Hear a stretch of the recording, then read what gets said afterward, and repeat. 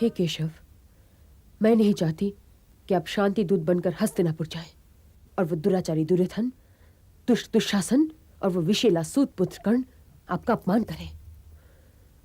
पिताश्री के राजपुरोहित के साथ जो दुर्व्यवहार हुआ है वो आपसे छिपा नहीं है। मुझसे तो कुछ भी नहीं छिपा है कृष्णे, परंतु यदि पांडवों के लिए शांति मिले तो मुझे अपना अपमान स्वीकार है।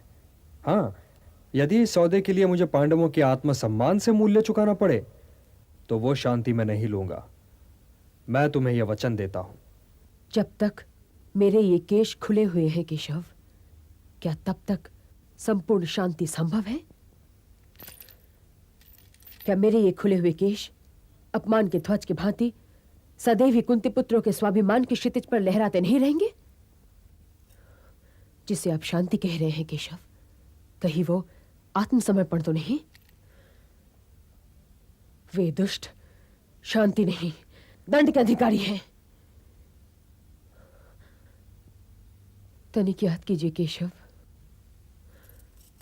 तनिक याद कीजिए 13 वर्ष पहले की ये द्रौपदी, हवन कुंड से उत्पन्न होने वाली ये द्रौपदी, महाराजा द्रुपद की पुत्री ये द्रौपदी, महावीर दृष्टद्युम्न की बहन ये द्रौपदी, 5 महारथियों की पत्नी ये द्रौपदी, 5 महारथियों की माता ये द्रौपदी, इन्हीं केशों से पकड़ के खींची जाती हुई कैसे उस कुरु राजसभा में लाई गई थी जिसमें सिंहासन पर भरतवंशियों की परंपराओं के उत्तराधिकारी ज्येष्ठ पिताश्री महाराजा धीराज धृतराष्ट्र विराजमान थे।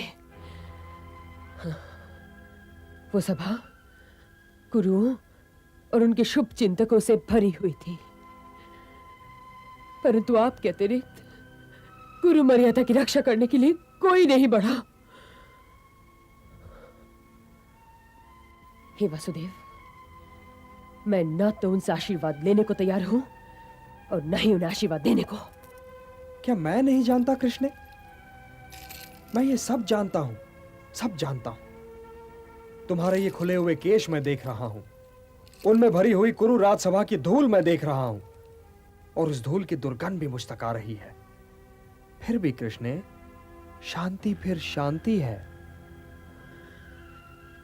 मैं तो केवल ये कह रही हूं केशव कि शांति की बात करते समय आप ये ना भूल जाइएगा कि दुशासन के मैले हाथों ने मुझे छुआ था। दुर्योधन ने भरे सभागृह में मुझे देखकर अपनी जंघा पीटी थी, और उस सूत पुत्र कर्ण ने मुझे कुरुओं की कुलवधु द्रौपदी को कुरु राजसभा में वेश्या कहा था।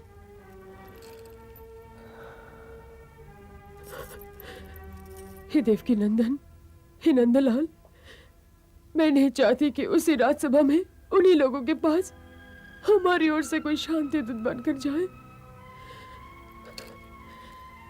यदि धर्मराज युधिष्ठिर, सर्वश्रेष्ठ गदाधर भीम, गांडीवधारी अर्जुन, महारथी नकुल और महारथी सहदेव शांति चाहते हो तो वो अवश्य अपने स्वाभिमान से मूल्य चुका दे और शांति ले ले। मेरे इन खुले हुए केशों के लिए मेरे बूढ़े पिता दुशासन के जाति का लहू लाएंगे। मेरा जवान भाई कर्ण की जीभ काटेगा और मेरे 5 महारथी पुत्र दुर्योधन की जंघा तोड़ेंगे।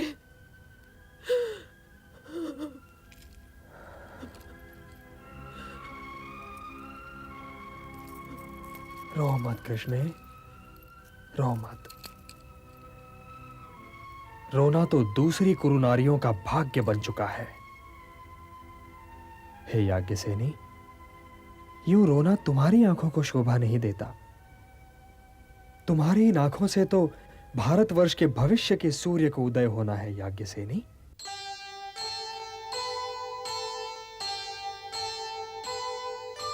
मत रो बहना द्रौपदी, जीवन है संग्राम।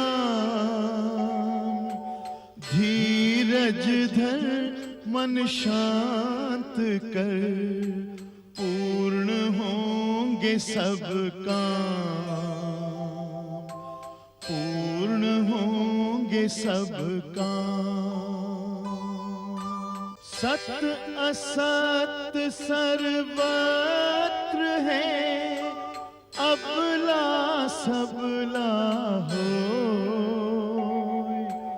नारायण पूरक बने, पांचाली जब रोए,